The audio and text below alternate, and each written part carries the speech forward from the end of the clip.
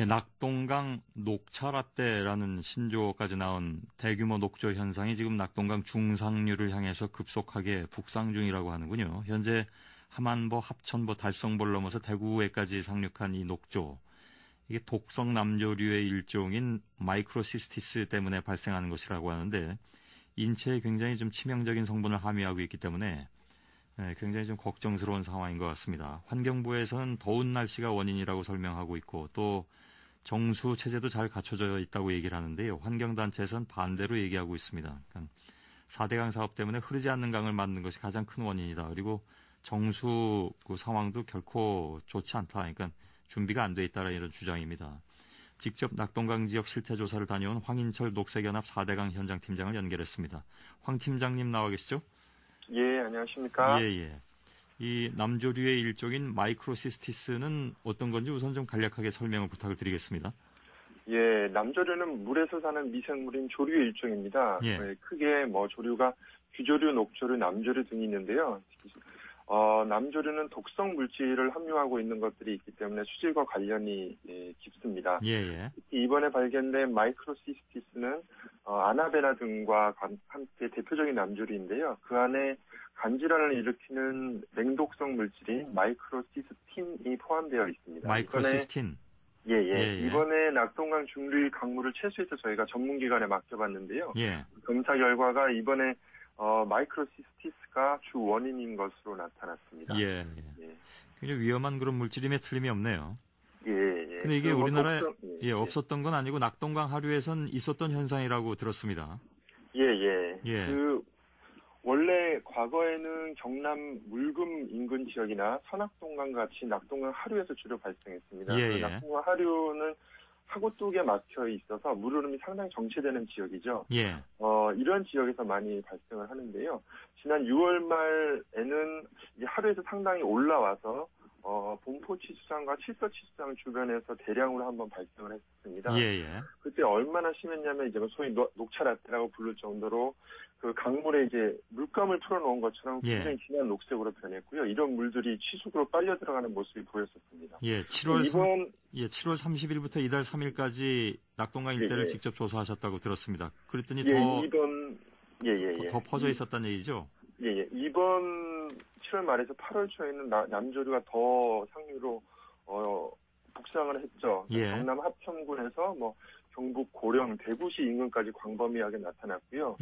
강물에 보면은 녹색의 이제 알갱이들이 부유해 있는 것은 약한 정도고 심한 곳은 초록색으로 곤죽 모양이 생긴 경우도 볼 수 있었습니다. 낙동강 중류까지 올라온 것이고 적어도 90년대 말 이후에는 이 정도로 남조류가 낙동강 주변에 번성한 적이 없다는 것이 만나본 주민이나 전문가, 공무원들의 공통적인 증언입니다. 그러니까 하류뿐만이 아니라 대구 정도까지 올라갔다. 그런 말씀이죠. 근데 워낙 더위가 심하니까 그래서 무더위 때문에 그렇다. 그러니까 고온 현상이 지속되니까 이런 현상이 나타난 것이다라고 환경부에서는 얘기하고 있는데 다른 의견이십니까? 저희는 근본적인 원인을 4대강 사업으로 인해서 8개 보가 이제 낙동강이 만들어졌는데 그것이 가장 큰 원인이라고 생각을 합니다.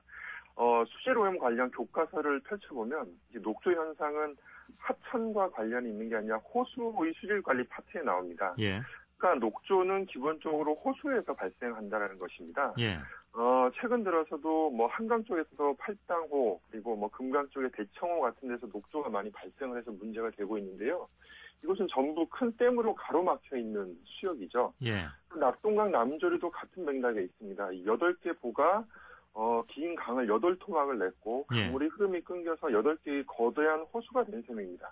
실제로 현장에 가보면 낙동강에는 거의 물이 흐르지 않고 정토해 있는 것을 볼 수 있습니다. 이것이 바로 이번 사태의 원인이라고 저희는 생각합니다. 그러면 보가 있는 지역마다 녹조 현상이 있습니까?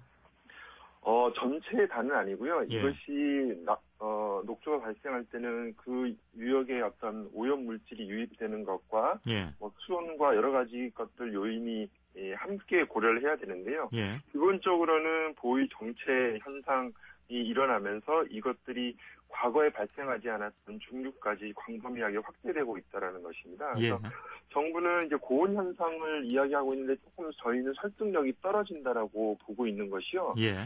이 녹조 같은 경우에는 물이 정체는 아까도 말씀드렸듯이 호수에 일어난다는 것이 사실 전제 조건이거든요. 예. 그렇기 때문에 이 전제를 하고 나서 각종 먹이가 되는 영양분이나 높은 수온이나 광합성을 위한 햇빛 이런 요인들이 같이 들어가는 것인데 예. 어쨌든 전제를 만든 이 호수화된 이 것들이 원인이 이제 낙동강 보호 때문이라는 것이고요. 예. 또 기온이 높다고 해서 반드시 물이 온도가 높은 것은 아닙니다.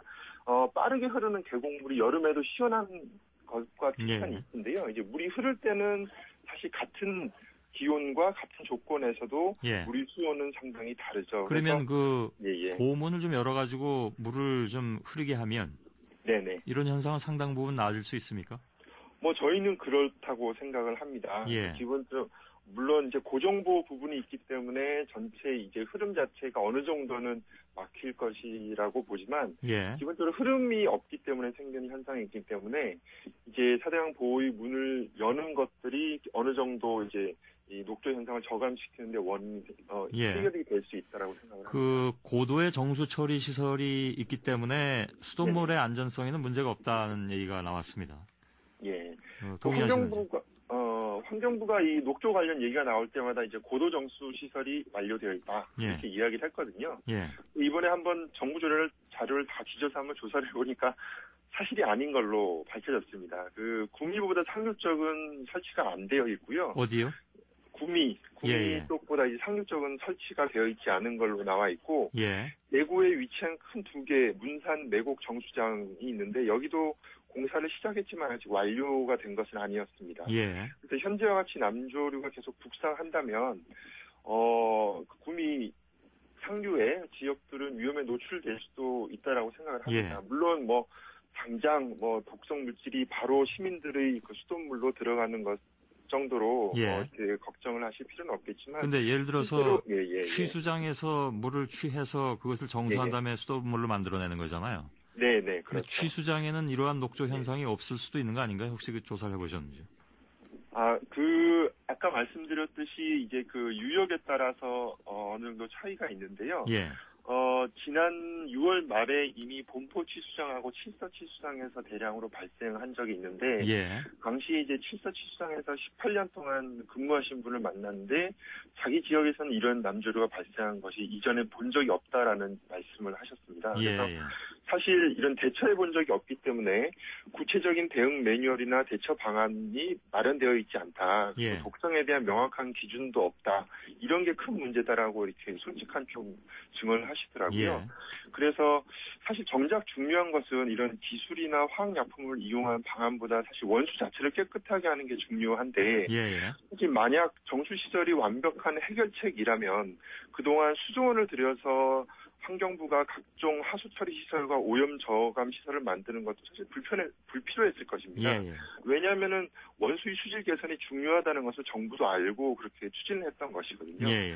그래서 사실 강이 사람만 이용하는 게 아니죠. 얼마 전 그 녹조 현장에서도 새들이 날아와서 강가에 날아서 녹조가 핀 강물을 먹는 것을 봤었습니다. 그래서 인간을 비롯해서 강에 깃들여 사는 수많은 생명들을 함께 생각한다면 이 강물 자체를 안전하고 깨끗하게 만드는 것 자체가 매우 중요한 과제라고 좀 말씀드릴 수 있겠습니다. 꽤 오래전에 1995년에 부산 화명정수장에서 이 마이크로시스틴이 검출된 이후에 여기에 이제 고도의 정수 처리 시설을 만들었다고 들었습니다. 그러면 지금 이제 부산 쪽은 그래도 괜찮은 것 같은데 그 위가 정수 처리 시설이 제대로 안 돼 있다면 그건 또 빨리 해야 되는 상황이 되겠네요. 지금처럼 일부 공사를 하고 있는 데가 있고요. 이제 부산 쪽도 그 사태 이후에 이제 대규모 예산을 투여해서 이제 그런 시설들을 만들었죠. 근데 사실 원수 자체가 중요한 부분이 이제 오래전 부산시도 얼마 전부터 취수원을 낙동강이 아닌 다른 지역으로 옮기려는 계획들을 이야기하고 있습니다. 왜냐하면 이게 깨끗한 원수 확보의 중요성 때문이겠죠. 알겠습니다. 그래서 임시 방편 외에도 이제 근본적인 대책이 좀 필요하다라고 생각을 합니다. 일단은 여기 그 시민들은 물을 끓여 먹으면 괜찮습니까? 짧게 이게, 좀 예. 물을 끓여서 먹을 때는 이제 미생물 같은 것들을 죽이게 되지만 이런 곡성 물질 같은 경우는 일종의 화학 물질이기 때문에 이제 단순히 끓이는 것만으로는 해결이 되기 좀 어렵다고 알겠습니다.